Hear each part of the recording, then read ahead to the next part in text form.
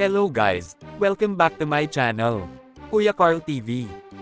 Kung bago ka pa lang sa aking channel, mag-subscribe ka na at pindutin ang notification bell para lagi kang updated sa aking mga videos.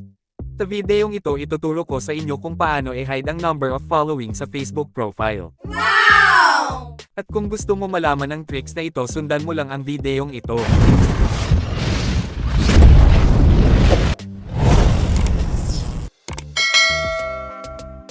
Okay guys, i-click ang Facebook. I-click ang tatlong dot sa gilid. At hanapin ang settings and privacy. At pindutin ito. Pindutin ang settings. Scroll down.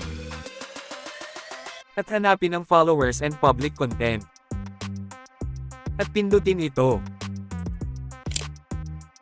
At hanapin ang who can see the people. At bago yan guys, nakikita nyo itong dalawa. Ang sweet nila, sana ganun din kayo sa akin. Mag-like ka na at mag-subscribe at i-click ang notification bell para lagi kang updated. Pumalik na tayo dito guys. At pindutin ito. Pindutin ang see more. At pindutin ang only me. Para tayo lang ang makakita kung ilan na ang ating following. Para ma-check natin guys kung gumana ba ang ating ginawa, puntahan natin ang ating Facebook profile. I-click ang profile picture. Dito guys makikita pa natin na meron pang number of following. I-click itong tatlong dot sa gilid.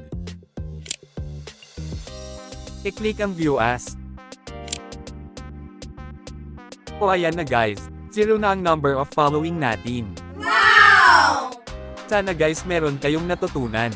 At kung bago ka pa lang sa aking channel, huwag mo naman kalimutan mag-like, subscribe at pindutin ang notification bell para lagi kang updated.